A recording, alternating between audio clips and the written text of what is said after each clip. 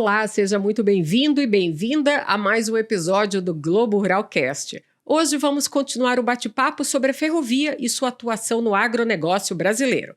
Mas dessa vez o foco é a expansão e as perspectivas para a malha no Mato Grosso. Para falar sobre isso, tenho o prazer de receber a Natália Barcaça, vice-presidente regulatório, institucional e comunicação na Rumo, que é a maior operadora de logística ferroviária independente do Brasil, com 14 mil quilômetros de linhas que ligam as principais regiões produtoras aos 4 principais portos do país. A Natália é mestre em economia pela Universidade Federal de Santa Catarina, especialista em transportes terrestres e graduada em ciências econômicas. Já foi diretora da Agência Nacional de Transportes Terrestres, secretária executiva do Ministério dos Transportes, subchefe de articulação e acompanhamento da Casa Civil da Presidência da República e secretária de Fomento, Planejamento e Parcerias do Ministério da Infraestrutura. Também atuou como consultora no IFC do Banco Mundial, em Washington, e foi CEO da Associação dos Investidores em Infraestrutura Multissetorial da Moviinfra. Seja muito bem-vinda, Natália. Angela, é um prazer estar aqui com vocês novamente para falar de ferrovia.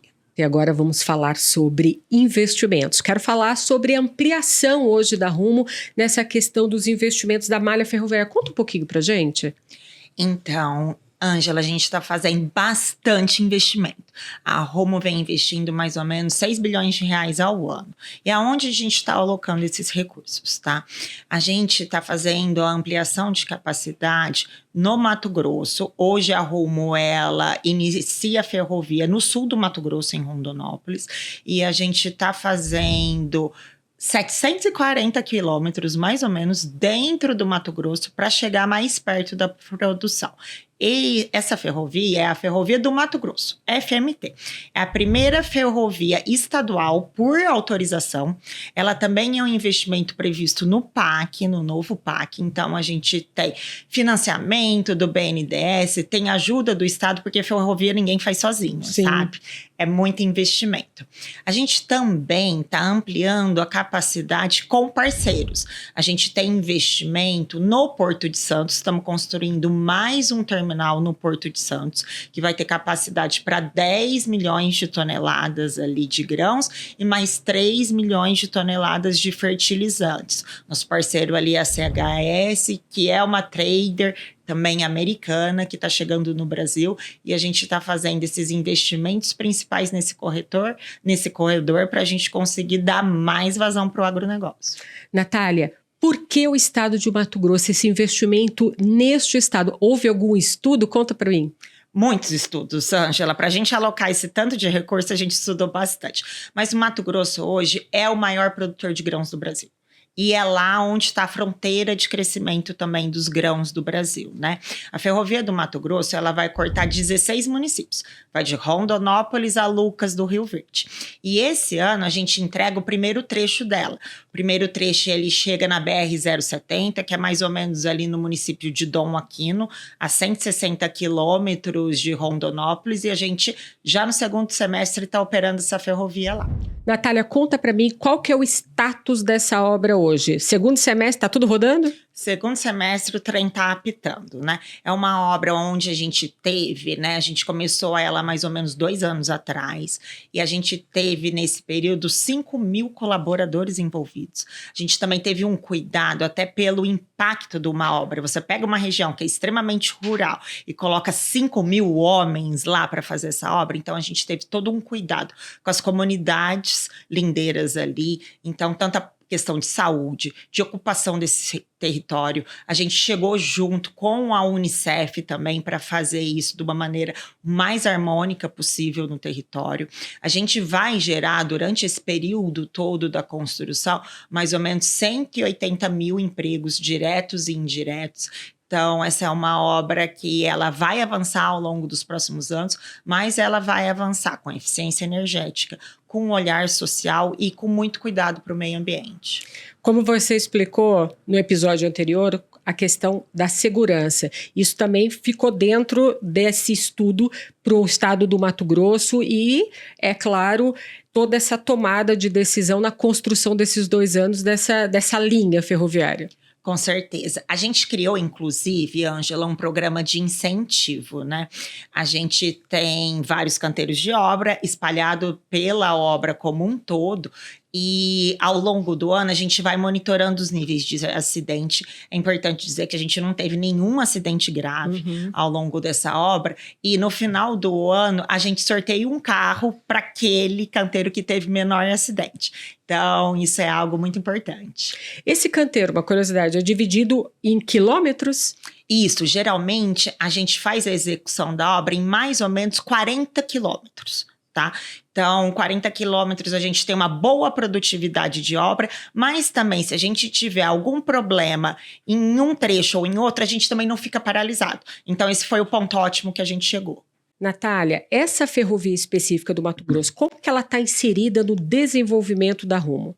A nossa tese de investimento, Ângela, é fazer com que a gente tenha a logística mais barata para o agro se destinar ao sul da Ásia. E como que a gente faz isso? A gente faz investindo na Ferrovia Norte-Sul, que é a nossa malha central, que a gente tem em Goiás, Tocantins, no Mato Grosso, aonde está a FMT, e isso é a expansão do sul do Mato Grosso até Lucas do Rio Verde, fazendo todos os nossos investimentos de destino para chegar em Santos com uma capacidade adequada.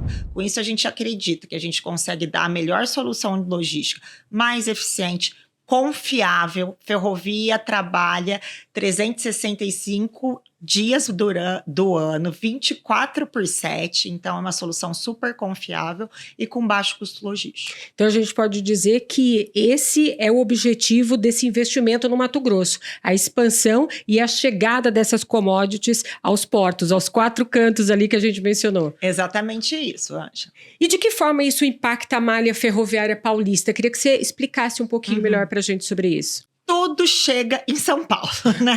Então, o que é a malha paulista? É esse corredor de descida a Santos, né? E a gente tem uma infraestrutura muito crítica, que é a Serra de Santos. Sim. Então, todo investimento que a gente vem fazendo lá é tanto para ganhar capacidade, então é ampliando a capacidade da descida de Santos, quanto para ganhar segurança, porque a gente está numa área que é super sensível às mudanças climáticas. Sim. Então, a gente também faz investimentos ali ambientais para que a gente não tenha deslizamento, algum problema de paralisação dessa malha na serra. Então, os investimentos na malha paulista têm esses 2 objetivos: garantir a segurança, a trafegabilidade e a ampliação da capacidade. Uma coisa que é interessante entender de ferrovia é que ela tem uma maneira de ganhar capacidade diferente de rodovia. Então, você tem vários tipos de investimento. Você pode diminuir o espaço de tempo entre os trens. Então, isso é um jeito de ganhar capacidade. Você pode fazer o que a gente chama de pátios. Os pátios são como se fossem acostamentos ao longo da via, onde a gente consegue ir segregando os trens. Sim. E aí fazer os cruzamentos e ganhar capacidade. Então, não necessariamente a gente precisa fazer uma outra serra para descer para Santos ali, fazer uma outra descida da Serra de Santos, mas a gente pode fazer esses investimentos pontuais e ganhando capacidade na malha paulista. Quem precisa escoar sabe quanto isso é importante. A gente viu agora nos últimos dias, né, a crise ali no Arco Norte. Sim. Então, quando a gente fala de ferrovia, a ferrovia ela não para. Ela é 24/7, o trem tem horário para sair, tem horário para chegar. A gente brinca até aqui, ó, na Rumo as reuniões sempre começam adiantado, porque o trem não atrasa. Então, essa é a importância que a malha paulista tem pra gente.